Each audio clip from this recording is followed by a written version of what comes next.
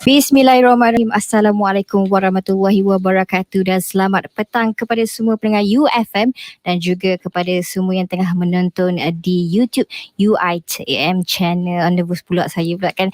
Okey, jadi untuk hari ini hari Selasa 12 Januari. Betul tarikhnya untuk bicara wara Transformasi UITM 2025 siri ke-9 dan saya nak bersama dengan dua tetamu kita, iaitu bersama dengan yang berbahagia Profesor Dr. Hajah Roziah Muhammad Jano. Betul saya sebut nama Prof? Betul. Dan merupakan Timbalan Naib Chancellor Akademik dan Antarabangsa. Juga kita ada moderator kita untuk hari ini, hari Selasa. Juga pertama kali juga ya Doktor? Pertama kali. Yes, dia bersama Dr. Bibi Intan Suraya Murad. Okey, jadi kita sebelum tu nak ucap tahniah kepada Prof di atas lantikan sebagai TNC ni kan Prof. Dah lama kita tak bersua muka ya. Terima kasih. Last mana? Oktober Oktober. Dah berapa bulan dah tu kira ni kan. Okey, jadi Prof pun sihat, Dr. Bibi sihat, alhamdulillah. Jadi kita pun tak nak buang masa lagi, kita nak terus lagi berkenalan dulu dengan Prof dan Dr. Bibi. Boleh Dr. Bibi? Terus ni. Okey. Assalamualaikum warahmatullahi wabarakatuh. Saya ucapkan kepada yang berbahagia Prof. Dr. Hajah Roziah Muhammad Jano, DJ Fiza dan semua pendengar Radio UFM UITM. Bersyukur kita kepada kehadrat Allah Subhanahu Wa Taala kerana dengan izinnya hari ini kita dapat bersiaran secara langsung. Saya pun face to face dengan TNCAA hari ini kan. Bagi siri ke-9 program Bicara Transformasi Anjuran BTU dan Fakulti Komunikasi dan Pengajian Media serta Jabatan Komunikasi UITM. Pertama sekali pihak BTU dan UITM ingin merakamkan jutaan terima kasih kepada Prof kerana sudi menerima undangan kami pada hari ini. Alhamdulillah pada kali ini pihak BTU menjemput yang berbahagia Prof Timbalan Naib Chancellor Akademik Antarabangsa untuk bersama-sama kita di Konti UFM hari ini bagi membicarakan tajuk pelaksanaan agenda transformasi pendidikan berkualiti UITM Prof. Okay. Pelaksanaan agenda transformasi pendidikan berkualiti. Jadi Prof, hari ini kita nak berbicara tentang pendidikan berkualiti lah. Okay. Bagaimana kita hendak ataupun bagaimana kita boleh mentransformasikan pendidikan di UITM ke arah menjadikan UITM terkemuka dunia, InsyaAllah by 2025. Okay, sebelum kita berbual lebih lanjut, saya ingin kongsikanlah sedikit maklumat DJ Fiza tentang latar belakang kerjaya Prof Roziah. Yang bahagia Prof merupakan pakar dalam bidang matematik dan statistik di Fakulti Sains Komputer dan Matematik. Prof sebenarnya sudah berkhidmat di UITM selama 30 tahun Prof. Ya. Betul Prof? Lama tu Prof. Di pelbagai peringkat pengurusan akademik dan juga penyelidikan serta kualiti. Pada tahun 1985 Prof telah memperolehi ijazah sarjana muda dari State University of New York. Ya. Okey, dan ijazah sarjana also in statistic or mathematics? Mathematics with specialization in statistics. West Virginia University USA dan pada tahun 2003 PhD di UKM juga dalam bidang statistik. Alright. So baru-baru ini Prof, 1 Disember 2020 kita semua tahu Prof telah dilantik sebagai Timbalan Naib Chancellor Akademik dan Antarabangsa di UITM. Setelah 5 tahun berkhidmat di Inka sebagai penolong Naib Chancellor. Ya, betul. So Prof merupakan penggerak utama dalam pengurusan kualiti dan berperanan dalam meningkatkan ranking UITM. Alhamdulillah seperti mana kita tahu sekarang ni kita berada di tangga 108 di peringkat Asia. Alhamdulillah, tahniah. Berbanding 5 tahun yang lepas Prof. Di mana kita berada pada masa tu UITM di tangga 200 ke 500. Jadi peningkatan yang agak ketara dalam masa tempoh 5 tahun ni bro. Elok-elok dapat. Betul. Dalam masa 5 tahun dah boleh terus naik ranking 100 lebih juga ya. Dalam masa 5 tahun. Dan Prof juga sebenarnya pernah berkhidmat sebagai Ketua Maklumat Strategik UITM ya Prof. Sebagai Ketua Pengarah Kualiti Akademik dan juga Pengarah Hal Ehwal Akademik UITM.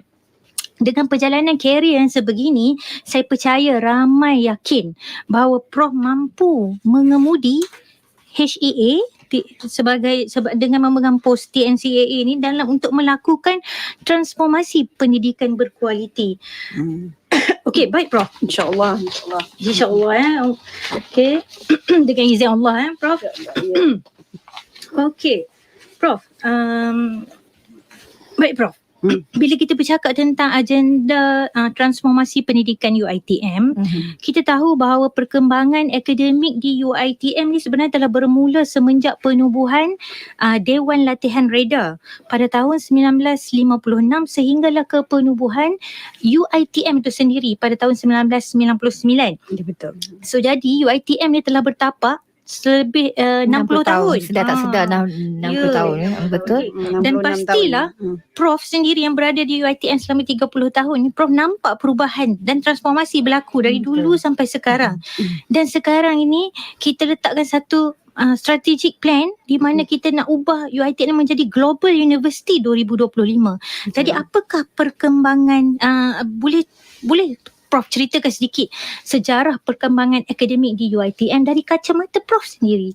Setelah 30 tahun Dan- berkhidmat di UiTM dan ke Prof, Prof. dan Betul. Mengapa kita perlu mentransformasikan pendidikan di UiTM ni? Terutamanya. Okay, terima kasih Prof. Soalannya panjang. Alhamdulillah. Saya cuba jawab. Sebab soalannya walaupun panjang tapi dia jadi mudah sebab you kata dari kacamata. Pandangan Prof Jadi ni. orang lain tak boleh kata saya salah lah. Kan? Jadi dia daripada kacamata saya. Jadi sebelum saya sebut kacamata ni, dari kacamata saya, sebab saya ada pengalaman sebenarnya. Saya mendapatkan, saya bukan alumni pure UiTM. Tapi jiwa saya UiTM. UiTM di hatiku. Sama. Ya. Saya masuk saja dulu tahun 1990. Saya telah mengambil jalan paling, saya rasa jalan paling betul lah ketika itu. Saya baik Paling tepat sekali. saya baik dengan staff-staff yang memang senior. Jadi saya telah mempelajari banyak tentang pengalaman UiTM ataupun ketika itu ITM lah. Yang sebelum itu 15 tahun sebelumnya lah, 30 tahun sebelum itu. Okay, saya join 1990 Jadi UiTM ni asalnya dulu ITM, sebelum itu Maktab Rida, Maktab Latihan Rida. Jadi saya melihatlah daripada penelitian saya sebagai statistician lah ya. Kita tengok data, tapi sekarang ni data bukan hanya number ya. Daripada data yang saya perhatikan dan daripada pengalaman senior-senior lecturers yang saya engage daripada saya mula masuk UiTM dulu sampailah satu ketika masa mereka pun tak ada dah di UiTM, tapi pengalaman yang mereka share dengan saya tu dapat saya tanamkan dalam diri lah ya. Jadi apa yang saya dapati, ITM itu bermula dengan satu permulaan yang orang kata in English yang kata humble beginning lah. It's a very humble beginning. Kalau saya dulu kerja bertugas di CSPI, kita tengok maklumat. Memang ketika itu program yang ada di ITM ini 2. Okay? Start dengan 2, sekarang ni 556. Waktu itu 2 sahaja Prof. The first one itu adalah program tentang penggunaan sabut untuk menghasilkan cushion. Itu asalnya, sebab saya tahu mana tu. Masa tu tak ada buku. Saya tahu daripada pensyarah kita lah, Tuan Syed Kadir. I think dia masih ada lagi, Tuan Syed Kadir. Dia menceritakan pada kami 3 jam saya duduk di depan dia mendengarkan macam mana history of ITM ni bermula. Daripada situ yang saya tahu ya. Jadi daripada humble beginning, dan saya lihat pada data di CSBI ketika itu, Pusat Perancangan Strategik ketika itu, kita tengok it started with that humble beginning, and then bilangan pelajarnya seterusnya, dan dia meningkat. So saya sebut kat sini humble beginning sebab dia menyelesaikan satu masalah yang sangat fundamental, yang pada saya kita kena berterima kasih lah kepada pemimpin-pemimpin yang terdahulu arwah Tun Abdul Razak, dan of course kita masih lagi ada bersama kita Tun Arsyad Ayub ya. Ketika itu part of pasukan yang mencadangkan solution ini. So saya kata tadi masalahnya sangat fundamental. Saya belum sebut lagi. Masalah yang dihadapi ketika itu adalah fundamental, iaitu satu kemiskinan. Okay. Kemiskinan. Jadi bila kemiskinan itu nak dirungkai, solution yang evergreen lah, I would say. Solution yang evergreen ialah melalui pendidikan. Betul, Prof. Melalui pendidikan. Kalau sekarang orang boleh cerita pasal SDG lah. Kadang-kadang orang sebut saja SDG 1, SDG 2 tapi tak faham menjiwai apa dia SDG ni. Mungkin ada yang tidak tahu juga, Prof. Okay, SDG 1 tu apa dia tanya tu? No poverty. Okay. Kemiskinan itu ITM ketika tu telah pun melihat kepada masalah yang fundamental. And as I said tadi, solution yang evergreen, kalau apa-apa tentang kemiskinan ini, mulalah dengan pendidikan. Betul.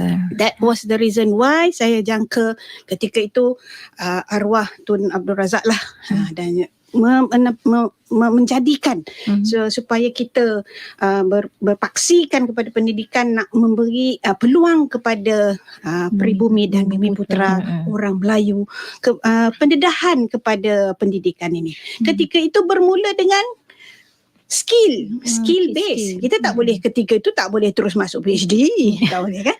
So sangatlah humble beginningnya. Sangatlah orang kata apa, bermula dengan benda yang sangat simple. Tapi lihat sebab apa saya nak relate ni dengan fundamental.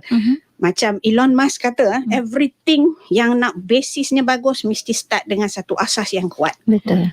Bila asas kita, foundation kita kuat, kita susah nak dijatuhkan. InsyaAllah.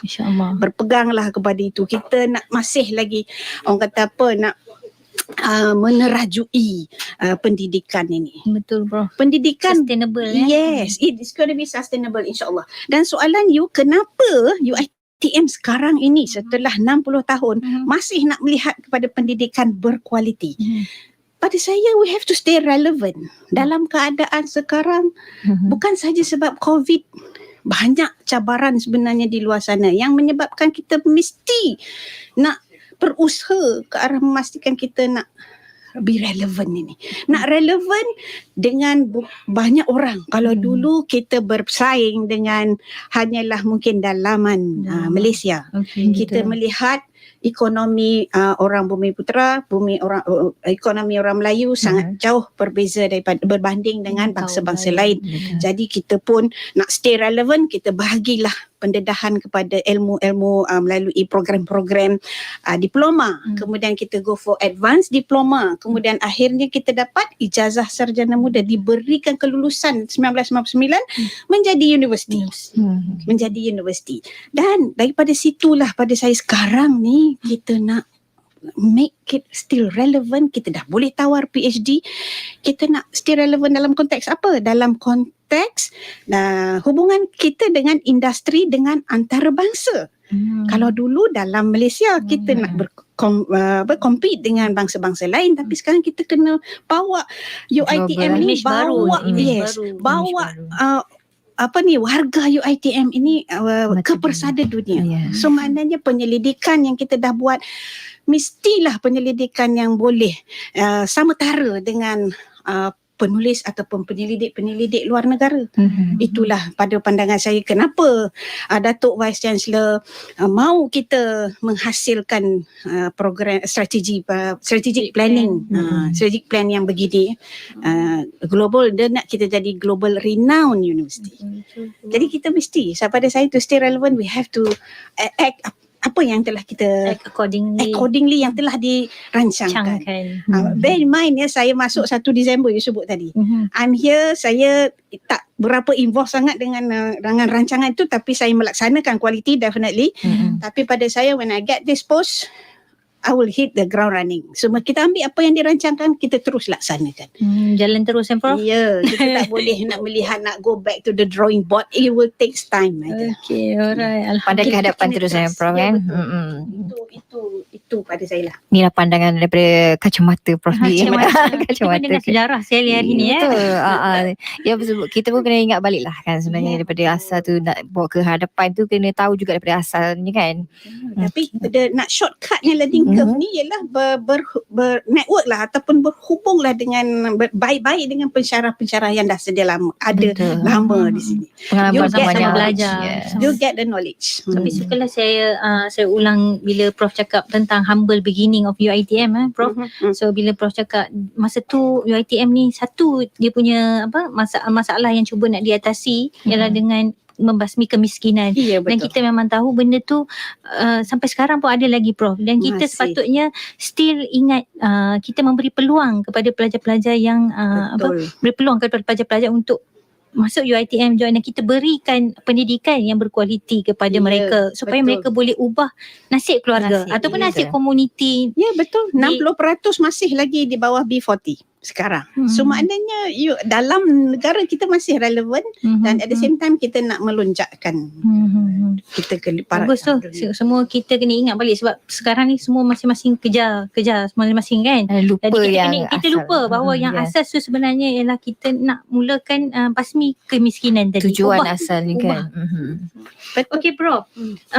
Kita bila kita tengok tentang plan strategi UiTM 2025 ni tentang pendidikan berkualiti teras strategi yang pertama kan, pendidikan berkualiti, dan sebenarnya teras ini disokong oleh 3 tema strategi, iaitu pertama Education 5.0, kedua adalah graduan seimbang dan berciri keusahawanan, dan ketiga perluasan akses. Sebenarnya kalau melalui ketiga-tiga tema strategik tadi, kita UiTM seharusnya dapat melahirkan bumi putera graduan yang berbakat dan kreatif dengan meluaskan akses dan mewujudkan peluang, seterusnya menginsankan generasi graduan keusahawanan dan juga seimbang Prof. 90% graduate employment rate dan 10% graduan usahawan lah.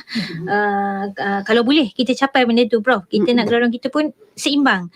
Okay. Kemudian selaku TNCAA yang baru dilantik, mungkin Prof nak jelaskan kepada warga UiTM semua, kami semua tertunggu-tunggu ni.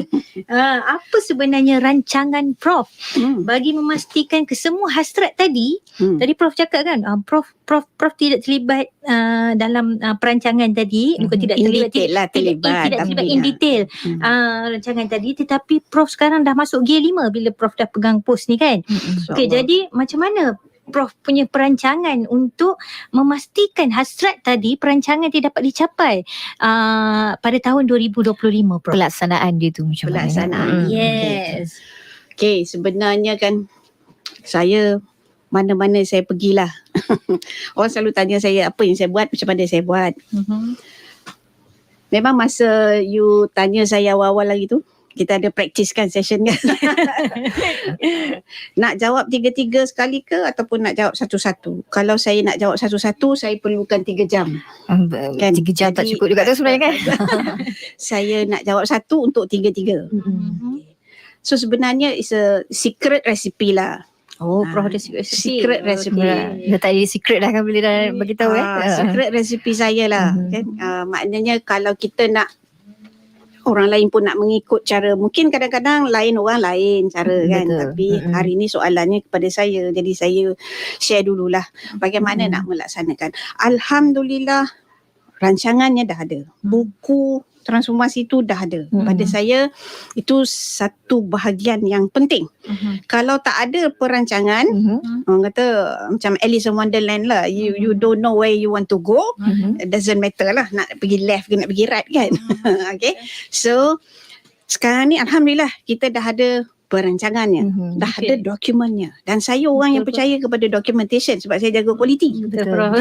Okay. Nanti orang ingat kualiti tu ISO saja kan. Tidak. Tapi mesti ada satu guideline yang kita pandukan. So Alhamdulillah di bawah kepimpinan Datuk Naib Chancellor Profesor Emeritus Dr. Azrai, beliau telah memastikan BTU yang hari ini menaja program ini untuk adakan dokumen itu untuk kita rujuk.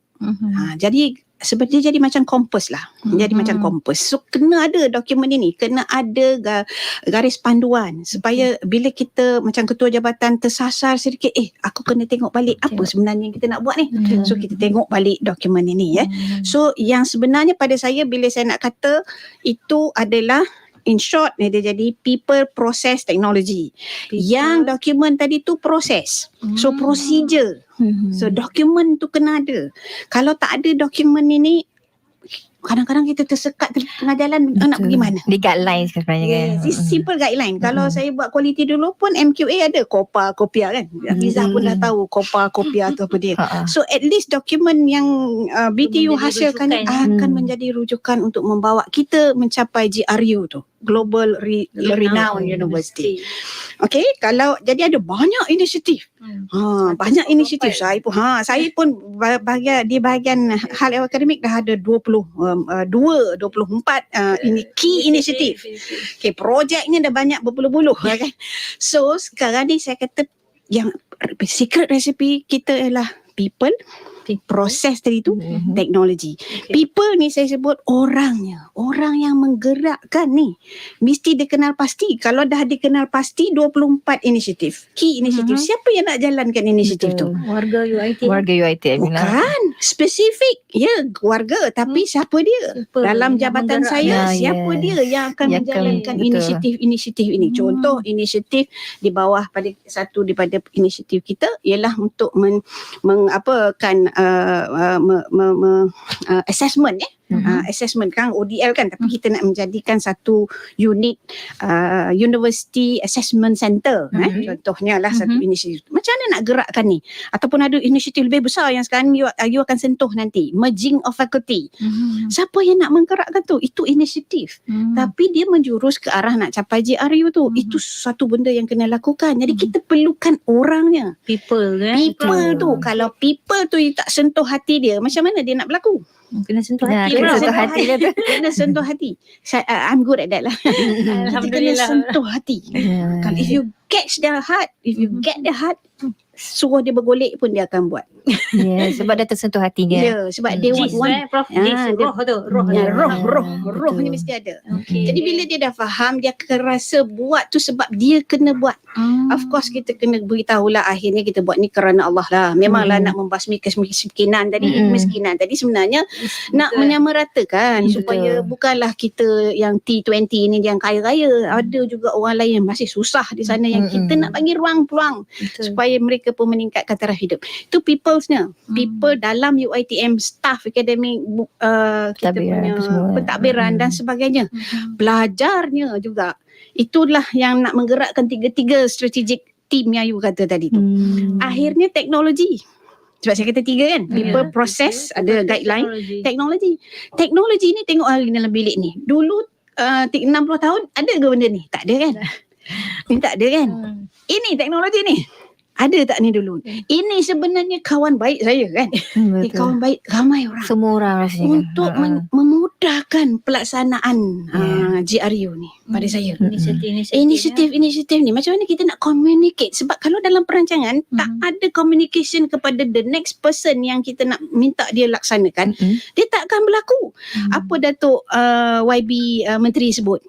Dia nak speed. Speed ni speed. Saya sebut speed dululah. Dia ada speed, sinergi, solidarity dan sebagainya kan, sampailah standard. Tapi speed tu Datuk Naib Chancellor pun dulu masuk-masuk je dia dah kata I want it fast. So kalau kita tak guna teknologi, macam mana kita nak buat benda yang fast? Betul bro. Jadi pada saya nak melaksanakan apa-apa, bagilah apa-apa. That's the secret recipe. Focus on the people who will be who want to do it, who will have to do it. Look into the garis panduan tadi, prosedurnya, tata cara yang nak melaksanakan itu. Kemudian fokus pada teknologi. Teknologi yang will support the deliverable, delivery. Definitely it will get to the target that you want to achieve. InsyaAllah. Of course jangan lupa Allah lah. Itu yang utama kan. Saya tak pernah lupa lah. Itu saya punya garis panduan nombor 1 lah. Betul bro. Okay. Jadi Prof, kita atau Doktor, kita nak berhenti rehat dulu. Sebab kalau Prof dia cakap dia kan semangat tu kena ada kan. Bro kan. Okay, jadi lagu kita nak dengarkan lagu ini selalu diminta oleh Prof ni. Kalau Prof Rozelle datang ke UFM. Okay. Lagu Fazalati kan. Lagu Dia. Tersentuh hati dengan lagu ni. Dia terus di UFM Info Muzik Terkini. You and Health. Tahukah anda, strawberry bukan sekadar buah yang enak untuk dinikmati.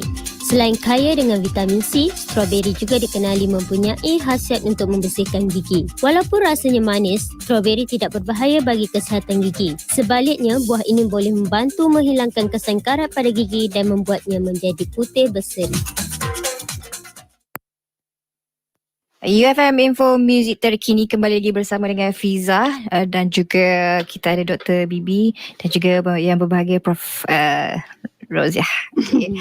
Jadi kita nak tanya lagi soalan kepada Prof. Jadi Dr. Bibi pun dah tak sabar nak tanya soalan ni kan sebenarnya Doktor kan? Senyum je kan. Jadi silakan Doktor. Okey, Prof. So, bila kita bercakap tentang transformasi di dalam sebuah organisasi, kita tak boleh lari dia bertanyakan soalan-soalan seperti kenapa perlu berubah, kenapa perlu jadi global university, and ada mindset yang are we ready to change? Kalau boleh saya quote, you don't change a culture by talking, you change it by action. Okay, Prof. Di dalam plan strategik UiTM 2025 sebenarnya kita menggariskan dua kelompok nilai. Kelompok nilai organisasi dan nilai individu. IDAT dan juga ESI. Ni soalan famous ni masa naik pangkat ni katanya. Kena hafal. So Prof, IDAT ilmu, disiplin, amanah, rajin, tanggungjawab. ESI pula untuk organisasi, excellence, sinergi dan integriti. So dalam konteks transformasi UiTM, bagaimana Prof melihat nilai-nilai ini sekiranya kita semua warga UiTM ada benda ni, amalkan benda ni, kita sebenarnya boleh ubah UiTM menjadi global renowned university ni pada 2025 atau mungkin lebih cepat lagi daripada 2025. Betul. Sila Prof. Okey. Senyum. Makna kata dia dah letak dah tu ukurannya. Kalau tak capai tahun 2025 besok, ni kalau matematik dia kena if then kan, if and only if. Tapi kalau maknanya ke belakang balik, maknanya kita ni tak adalah nilai-nilai itu kalau kita tak capai. Itu maksudnya. Kalau cara you cakap tadi tu, kalau kita berusaha, ada amalkan benda tu, maka kita capai UiTM 2025 tu lah. Hasrat kita nak jadi global renowned university. Tapi kalau kita tak capai, sebenarnya kita tidak mempraktikkan nilai-nilai tersebut. Sampai 2025 tu besok, tanyalah diri sendiri. Tepuk dada, tanya selera. Looking into the future lah. So Dr. Bibi ni dia ajak kita melihat kepada masa depan. Kan? Tapi pada masa yang sama saya nak jawab soalan yang mudah tadilah. You tanya pasal ESI dan juga IDAT. IDAT tu dari segi individunya kan, nilai-nilai, values kita kan, values kita. Kemudian bila values ini ada, ilmu tu ada. Okay, daripada pelajarnya, staffnya, staff adminnya, akademiknya, pentadbirnya, semua.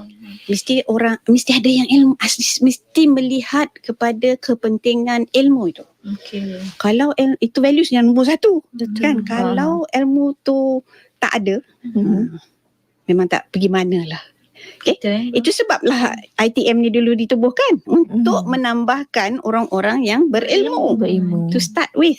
Cuma bila kita hanya fikirkan exam, hanya fikirkan nak dapat scroll tu, dia jadi tidak hilang konsep makna ilmu tu. Tapi ilmu di sini sangat penting dalam semua konteks. Betul. Ilmu nak datang, ilmu nak menulis, ilmu nak membaca. Itu pun penting. Nanti kita punya pitar pun ada nak sebut budaya membaca.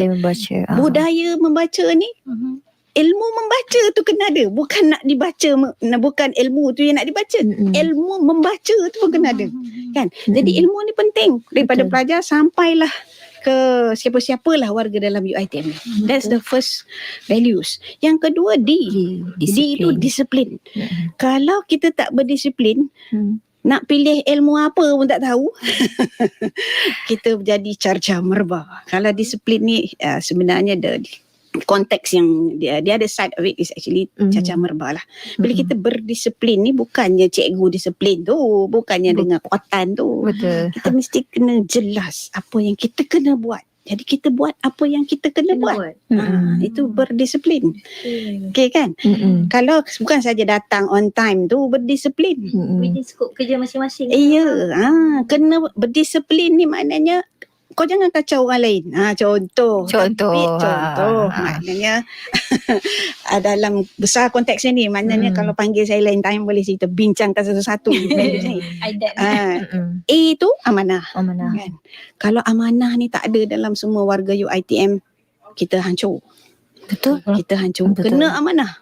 Amanah dalam segala konteks. Dari segi membaca, dari segi menulis, dari segi membuat penyelidikan. Kita ada, memanglah kita kata kita ada turn in. Itu teknologi kan. Kita turn in nak tengok you plagiarize atau tidak. Tapi kalau you amanah, you perlu ke pada all these tools? Tak perlu. You takkan buat benda tu. Sebab kita dah tahu diri. Dan kita tahu kita amanah. So kita tulis apa yang kita tulis. Kita ambil orang punya idea, kita cite. Kita belajar. Itu ilmu. Ilmu untuk penulisan. Jadi benda ni boleh disambung-sambungkan. Amanah, lepas tu rajin. Rajin dia apa? penting apa? Rajin tu penting. Itu nak relate kepada Elon Musk ni. Elon Musk kerja 100 jam satu minggu. Dah muda lagi dia. 100 hours a week. Dia 40 tahun, saya dah tua lagi pada dia. Tapi 100 hours a week barulah dia dapat hasilkan roket. Kan? Hasilkan Tesla. SpaceX tu kan. Sebab dia kerja 100 jam satu minggu dengan orang kerja 50 jam seminggu. Hasilnya almost double. Berbeza lah. Sebab dia rajin. Jadi itu konteks rajin ni. Kalau dia tulis paper pun lebih lah. Definitely. Rajin kan. Kalau tidurnya patut 8 jam, tapi orang rajin ni dia tidur 4 jam. 4 jam. Gitu. Kadang 2 jam dia tidur. So R, lepas tu T. T apa? Tanggungjawab. Kalau dah rajin, tanggungjawab pun ada. Maknanya kita barulah individu, staff akademik, staff admin, pelajar kita semua ada IDAT ni. InsyaAllah. Okay. Boleh capai tanpa ESI tu pun. Sebab apa? ESI tu dah hasil daripada IDAT ni. Betul. Sebab kalau dia menulis, dia tulis yang hebat, dia rajin menulis, definitely dia akan menghasilkan kertas kerja ataupun publication yang hebat yang akan di reward ataupun di award oleh orang-orang Scopus ke whatever kan. Okay, excellent. Sinergi nak hasilkan tu kita bekerjasama. Bukanlah buat haluan masing-masing saja. We work together. Contohnya Datuk Vice Chancellor, saya faham Datuk Naib Chancellor minta kita bekerjasama dengan department lain. Bukanlah kita dapat bajet yang diberi kat kita saja, Jabatan HEA saja nak buat kerja tu. Kita mesti bekerjasama dengan HEP, kita mesti bekerjasama dengan ICANN, kita mesti bekerjasama dengan penyelidikan dan sebagainya lah. Dengan fasiliti barulah kita industri luar juga. Industri luar. Tapi kalau bajet tadi dalaman je lah. Lepas tu yang luar tu kita nak dapatkan network kita di luar. Yes, jadi sinergi kita dengan industri, sinergi kita dengan international partners, barulah kita dapat nama kita tu dikenali juga exactly di pesada dunia. Sinergi, lepas tu integrity. So integrity tadi relate kepada bukan saja IDAT tu tadi. Bila IDAT tu dibuat memang terhasil lah integrity tu, insyaAllah. Sebab ini relate kepada individu sebenarnya integrity ni.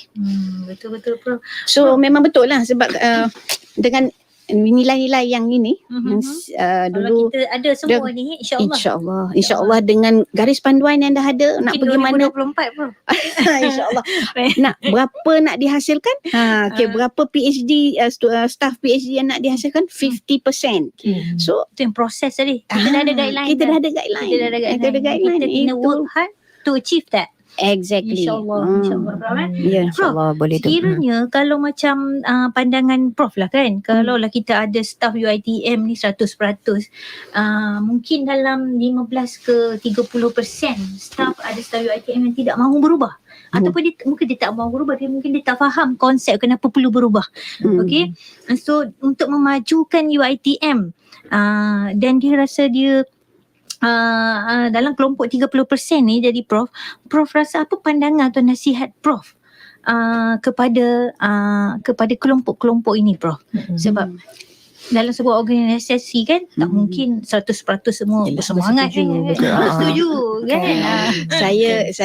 Saya ni bahasa orang yang tak suka label. Saya tak suka labeling. Saya tak suka mengatakan ada orang tu kelompok ini. Minta maaf lah saya kena sebut dia. Kelompok-kelompok ini tidak. I'm a person who actually would like to bring in semua orang sekali. Semua they work together. Dia inclusivity lah. I practice inclusivity. So open door policy. So bila saya kata orang tu tak rajin, orang ni tak rajin, jadi awal-awal lagi saya dah fail. Saya dah fail. Saya fail. Saya takkan dapat ubah dia. Kalau kita nak ubah orang ni, kita kena accept dia tu dulu.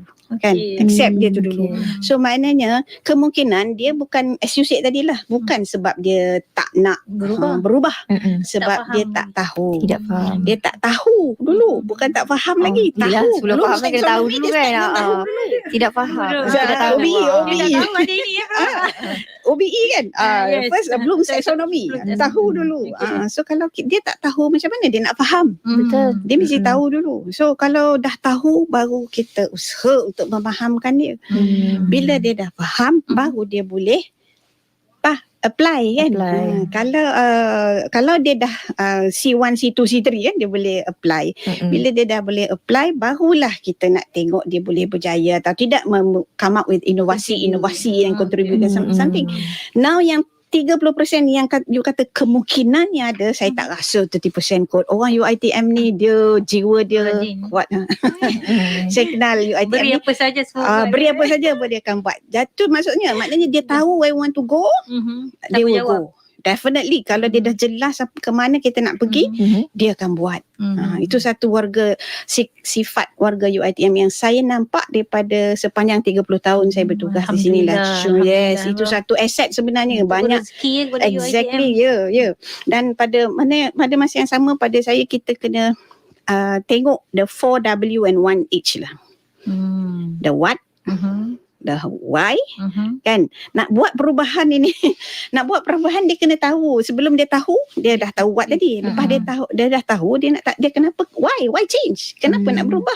Aku okey je selama ni, kenapa aku mesti berubah, kenapa fakulti nak kena berubah, saya tak faham. Jadi kenapa ada KPI sekarang ni, yes, kenapa ada KPI BTU kan. Dulu UiTM okey je katanya kan. For itu the W yang kedua. The 4W ni 4W 1H, 4 wives and 1 husband. Itu senang ingat. So W yang seterusnya ialah when. And who, siapa yang nak buat ni. Sebab kadang-kadang nak buat kerja ni, orang kata engkau lah buat.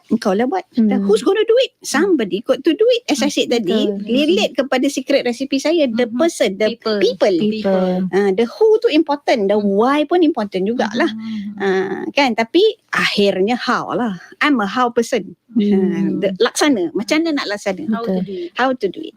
So saya rasa kelompok yang you panggil kelompok tadi tu, kita kena ada setiap satu tu pasukan juga di peringkat BTU untuk penetrate kepada mengenal pasti. Siapa dia yang tak tahu ni, tahukan. Itu strategi quality. Kalau quality, kita kena pecahkan dia mengikut kumpulan tadi, tapi not glaringly lah. Jangan sampai dia notice directly. Yes. Jangan sampai kumpulan ini perasan yang dia being grouped. Itu bahaya tu. Betul. Kemudian kita treat them separately. Kalau kata yang tak tahu, kita bagi dia cara macam mana nak tahu. Kalau you kumpulkan yang tak tahu dengan yang fikir tentang kenapa buat ni, dia akan confuse. Bila confuse ni, satu benda pun tak berlaku. So itu inovasi. Inovasi cara, kalau inovasi itu nak track, kalau nak track kaedah, you go TRIZ. TRIZ. Banyak inovasi-inovasi dalam dunia ni daripada TRIZ tu. TRIZ tu is actually kaedah daripada Russia. So ada banyak prinsipal. Sebenarnya benda-benda baru dalam dunia ni, innovation yang banyak dilaksanakan berdasarkan pada 40 key principles. Itulah TRIZ tu. Okay. Ini jenis patut lihat benda tu. Bahan bacaan seterusnya.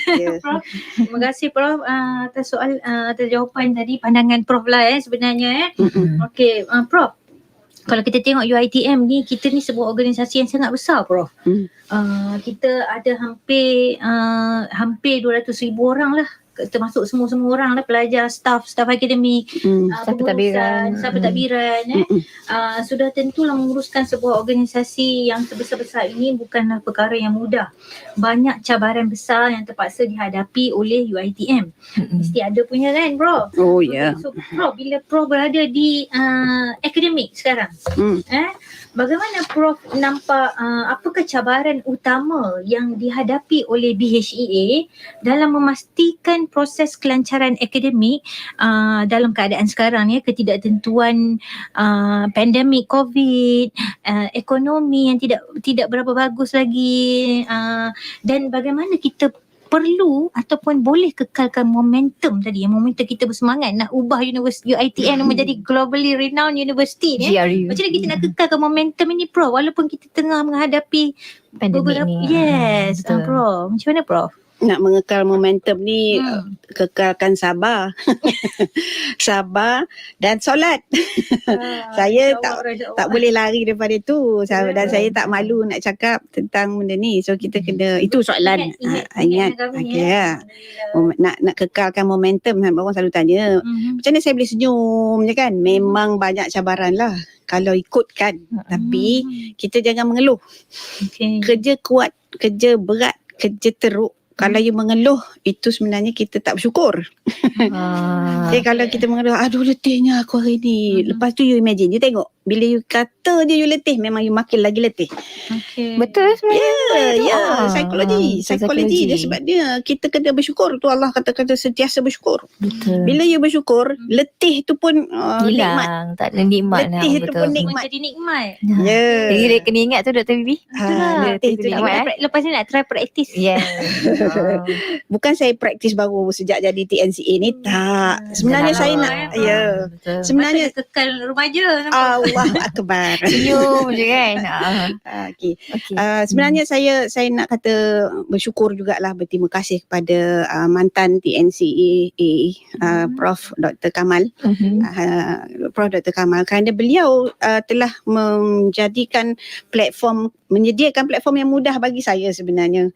Sebab beliau dah menyediakan juga pasukan HCA. Sebab you sebut HCA, macam mana saya mengharungi mengharungi cabaran yang dihadapi oleh HCA.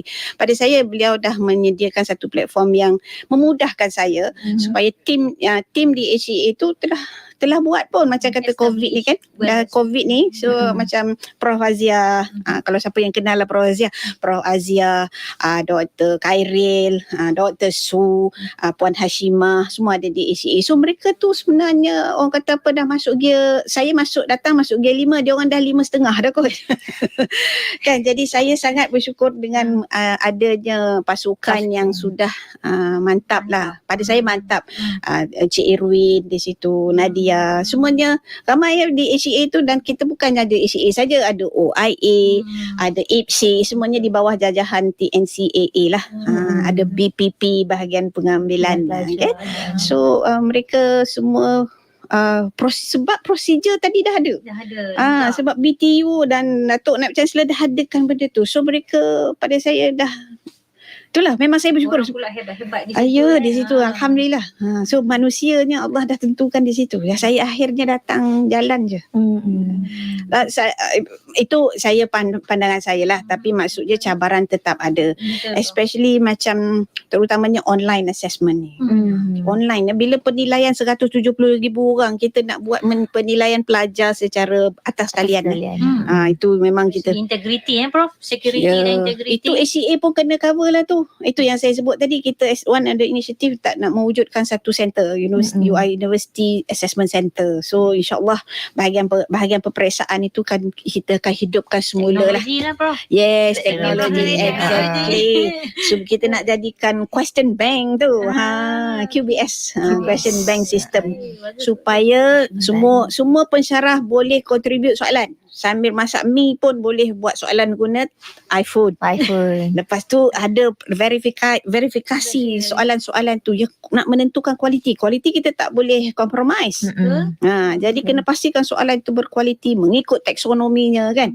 Jadi simpan dalam bank. Jadi bila nak buat soalan exam tu, klik JSU-nya, ikut JSU-nya dah boleh keluar soalan exam yang Boleh Hebat. Pro access dah dah. macam tengah prepare apps dalam kepala. Oh, dah lama. Jangan-jangan dah ada. Software Prof. Ya, insyaAllah. Software apa biarlah rahsia dulu Situ Prof. input sini output apa Prof. InsyaAllah lah. InsyaAllah. Tapi itu harapan. Mana kata cabarannya ada, tapi kita dah kena fikir solutionnya lah. Itu harapan saya lah. Tapi sebenarnya di UiTM ni ramai talented staff kita yang mampu boleh buat. Macam AKNC saya sentuh Inka lah. AKNC kita buat sistem tu dah. So orang infrastruktur, pasukan infrastruktur bantu kami buat sistem. Yes, it's online. It's online. Mudah. Assessment pun saya dah buat penilaian AKNC itu online. So mereka akan berjalan lah tu. Alhamdulillah. Sedekah untuk Prof Suzana PNC baru. PNC baru. Okey. Okey, Dr. Vivi ada lagi soalan ni berkenaan dengan cabaran kan, Dr. kan? Dalam apa ni di dalam dalam cabaran kita sekarang di dalam pandemik COVID ni Prof, kita sebenarnya apa ni pita perpustakaan UiTM sebenarnya telah memberi menyediakan banyak platform ataupun memudahkan pelajar-pelajar UiTM sebenarnya dalam membantu memudahkan apa ni teaching and learning punya proses ni di UiTM Prof. Okay. So jadi mungkin Prof ingin tambah sedikit mengenai peranan pita di dalam mengatasi cabaran ini. Okey. So PITAR ni adalah, dia bukan support ya. Dia enabler. Dia bukan support. Dia enabler. Enabler ni, enabler yang akan menjadikan pelajar-pelajar kita bertaraf dunia tadilah. So sebabnya dia are the one yang handle pegang repository knowledge yang kononnya kita ada kan. Tapi pada masa yang sama mereka juga subscribe banyak databases yang untuk digunakan oleh pelajar kan. Jadi kita memang menggalakkan lah supaya pelajar dan juga staff untuk menggunakan pangkalan data yang kita subscribe. Kita subscribe ni mahal harganya. Jadi penggunaan tu kita kena pastikan lah. Maximizekan, optimizekan ya. Saya banyak ya pangkalan data, contohnya Science Direct, ProQuest, DataStream, CLI Law, Clinical Key dan macam-macam lah. A sampai Z tu kalau kita klik pita punya website kan. Ya betul. Tapi kadang-kadang orang tak go into it kan. Dan satu saya nak sebut lah, pita ni saya selalu beritahu pada student saya, student yang buat PhD, student yang masters, saya kata kalau you susah nak buat penulisan ini, pergi jumpa pita punya pasukan ni, team ni, kata they are very helpful. Betul. Itu yang selalu saya pesan. Saya ni selalu dijemput oleh ILD. ILD pun di bawah TSCA sekarang ya. Dulu masa saya ke Inka, ILD jemput untuk bagi taklimat kepada lecturer yang nak pergi PhD kan. Jadi saya selalu kata kena dapatkan bantuan daripada pegawai-pegawai di PITA. Betul. Sebab mereka akan bantu nak dapatkan Mendeley, nak dapatkan EndNote dan sebagainya. Okay. Kita kadang-kadang orang akademik ni minta maaf, kadang SOMBONG jugalah. Kan rasa-rasa macam pandai sendiri. But kita dah ada resources. Ya, mereka bantu. Kita tak klik, tak guna. Kita tak guna. Kita tak pergi jumpa mereka. Kita tak ada ingat, tak ada roh tu. We have to work, we have to synergize. Kita kena kerja dengan sama dengan semua orang. Kita jangan rasa kita pandai saja. Saya tak kata saya pandai. Sebab tanpa orang lain saya tak ada siapa saya. So many people actually make things make life easier lah actually. Okay, Prof. Okay, Prof. Kalaulah kita tengok UiTM ni, dia telah hasilkan Pelan Strategik UiTM 2025 yang begitu komprehensif, Prof. Dan pelbagai inisiatif sebenarnya yang berimpak tinggi telah dihasilkan untuk menjayakan agenda transformasi ni. Kalau kita tengok buku tu 144 inisiatif, Prof. Okey, dan sekarang ni antara yang sedang ataupun hangat disebut-sebut lah Prof oleh warga akademik ialah pelan penggabungan fakulti, Prof. Ini saya tunggu-tunggu juga soalan ini sebenarnya, Prof. Ramai orang Mungkin tunggu soalan. ramai yang mungkin ramai warga pendengar Ya. radio sekarang mungkin belum dengar ataupun Yang tengah menonton di UIT belum belum channel. tahu secara 100% kan. Sebenarnya kami nak dengar daripada Prof TNCA sendiri ni. Apakah sebenarnya hasrat universiti, hasrat UiTM ataupun falsafah di sebalik pelan penggabungan fakulti ini, Prof? Okey. Saya melihat kalau kata falsafahnya tu mungkin orang lain akan translate benda ni kepada benda yang berbeza lah. Okay. Tapi I put in a simplified version. Kenapa kita nak menggabungkan ini? Kalau ikut dari segi kualitinya, dia akan kata nak buat efficiency lah, effectiveness lah, segala bagai. Itu memang betul lah tu. Memang betul. Itu part of hasilnya nanti nak measure sama ada betul atau tak bagus ni kita menggabungkan fakulti ni, then kita ukur lah kecekapan, keberkesanan dan sebagainya. Ada cara nak ukur dia kan. Okay. Aku tahu tu kena formula. Ada tu, ada software. Okay. Namun demikian, dalam konteks yang lebih besar, saya lihat bila saya tengok apa yang Datuk dan juga top management dulu nak buat, kenapa mereka nak laksanakan penyatu merging faculty ni. Saya sebut satu perkataan, more of penyatuan ilmu. Penyatuan ilmu. Okey, kalau kita percaya bahawa ilmu tu datang daripada yang satu, percayalah pada merging ni as a start. Percaya tak ilmu tu daripada mana sumbernya? Percaya kan? Jadi jangan tak usahlah kita nak memberontak tentang you don't support this merging ni nanti akan menghilangkan deanship, menghilangkan. Mesti ada yang bertanya kenapa perlu bergabung. Persoalan saya kata tadi falsafahnya penyatuan ilmu. Penyatuan ilmu ni another word is consilience of knowledge. Okey, penyatuan ilmu ni asal ilmu pun satu. Now we are going back to one. So what's the problem with that kan? Tapi apa yang UiTM sedang buat ini bukan nak jadikannya satu. Tapi dalam hati saya dah satu. Cuma nak jadikan engineering tu instead of 4 jadi satu. Sebenarnya I was there when engineering started from 1 split to 4. Betul, Prof. 90-an. Ya, saya menyaksikan lah saya menyaksikan bagaimana perceraian. Sekarang saya menyaksikan merujuk balik lah kiranya. Tapi saya melihat dengan biasalah, saya tak memberontak, saya ikut. So kita tak tahu kenapa ada hikmah di balik semua yang berlaku itu. Betul. Okay, so as I said tadi itu penyatuan. So kita jangan bukan untuk memperkecilkan siapa-siapa. Jangan ada salah faham. So kalau warga ada salah faham tentang itu, then dia collapse lah. Tapi saya rasa hasrat top management, sebab saya pun sekarang dah top management, bukan itu. Dia lebih, dia bukan. Kita nak supaya jangan kita fikirkan nanti kita kena berpindah. Jadi pindah ni susah. Memang pindah susah. Tapi setakat ini ada dah 2 college yang dah digabungkan. Engineering, 4 engineering jadi satu. Dan satu lagi College of Creative Arts. Ada 3. KOKA, 3 fakulti.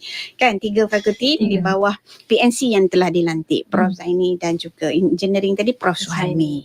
Okay, so pada saya itulah.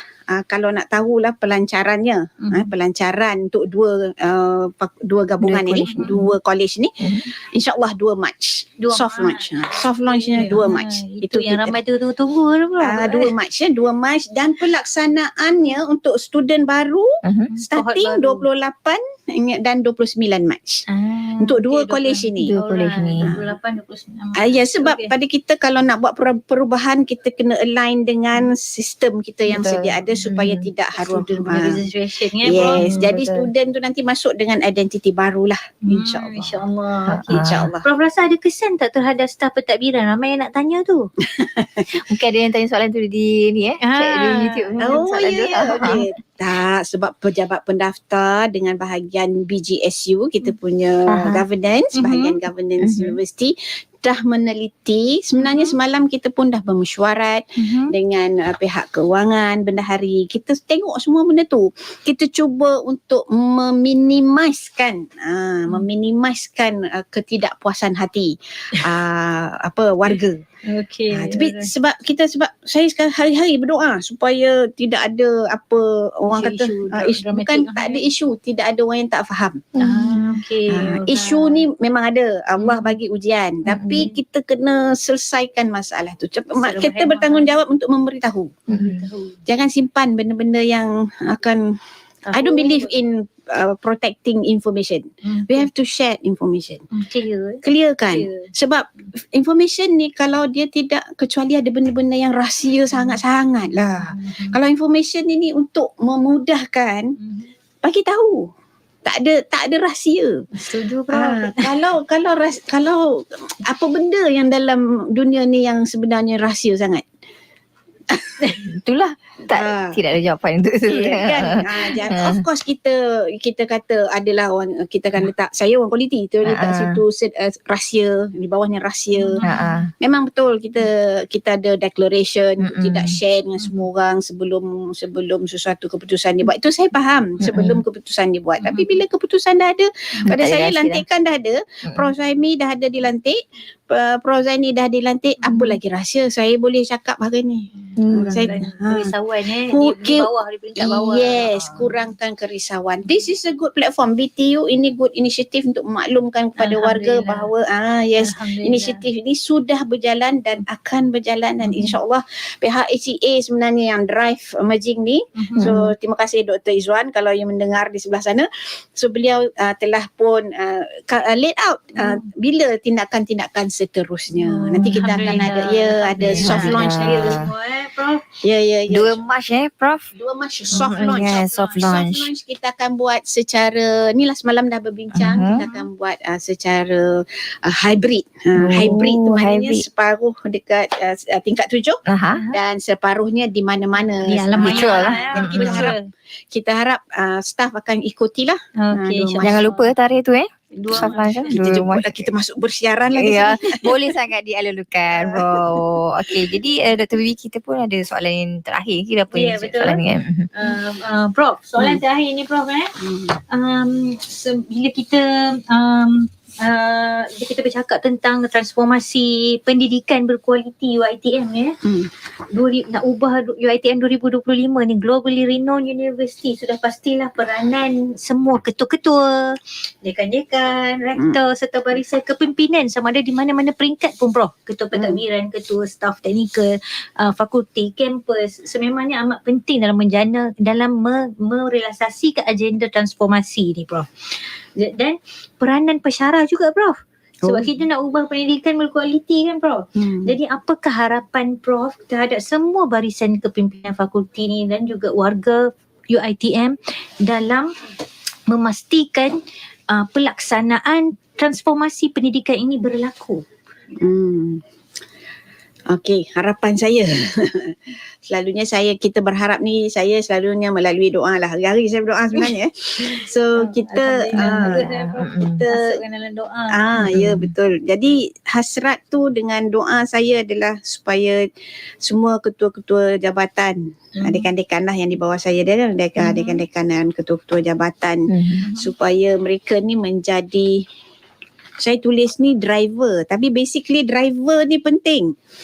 Dia yang akan membawa pasukan-pasukan yang di belakangnya. So kita ada 9,000 staff akademik, kita ada lebih kurang 8,900 juga staff admin. Tapi mereka duduk di belakang ketua-ketua. Betul. Kan? Betul. Jadi ketua ni lah yang sebenarnya yang menjadi pemandu Pemandunya driver lah. Driver. So as I said tadi, prosedur dah ada. Datuk Vice Chancellor dengan BTU dah wujudkan nak pergi 144 ini petunjuk ke inisiatif ke apa you call it, sasarannya semua dah ada. Tapi macam mana nak sampai di sana? Ketua-ketua ni memainkan peranan. Kalau mereka ni ada seorang sahaja yang tak nak buat, tak capai. Itu sebab dalam satu jemaah, kalau ada seorang niatnya tak betul, cancel. Senang je cancel terus kan Prof. Itu saya tak tahu. Ini jawapan saya hari ni sebab saya cakap je ni. Jadi kalau kita treat pasukan UiTM ini macam jamaah, semua orang kena simpan niat yang sama. Kena shared vision. Apa yang Datuk nak Chancellor sebut tu, shared vision tu, GRU. Everybody wants to go for globally renowned university. Kalau ada lagi orang yang masih mempertikaikan, kenapa kita kena pergi globally renowned? Mesti ada juga tanya soalan macam tu. What's wrong with being globally renowned? Saya dah sebut tadi, we started with a very humble beginning. Now it's time for us to lonjak kan, nak stay relevant kan. So what's wrong with that procedure? Please go along. Global lah. Jadi pemandu-pemandu ni bertanggungjawab sebab IDAT tadi kan bertanggungjawab untuk memastikan anak buah mereka juga bersama. Caranya macam-macam. Nak beritahu, buatlah flyer ke, buatlah Google Meet ke. Sekarang semua simple kan, boleh Google teknologi. Meet. Ya, kalau tiap-tiap hari dia plan untuk bagi simple Google Meet untuk admin. Simple Google Meet satu lagi untuk staff yang tingkat sikit lagi, profesor. Contoh saya tak sebut majlis profesor kita kan. So profesor pun mesti digerakkan. So saya rasa kita boleh kalau kita semua head of department fikir siapa dia di bawah mereka sebab sebenarnya customer and stakeholders. Kita mesti tahu juga we are actually reporting to LPU, kita reporting kepada menteri, kementerian dan sebagainya. Apa harapan Prof kepada pelajar UiTM Prof? Mereka ni membawa nama UiTM. Pelajar ni pun sama. Dia kena bawa torch IDAT tu juga. Dia mesti menjadi orang yang believe in knowledge supaya ilmu ni dalam education 5.0 tu kita nak menjadikan tahun 2025 tu besok pelajar yang independent, pelajar yang boleh pilih kursus apa yang nak buat. Currently ni kita masih lagi education 3.0 moving to 4.0. Belum lagi kita nak move kepada micro credential. Nak go for education 5.0 di mana mereka boleh decide laluan mana yang mereka nak pergi.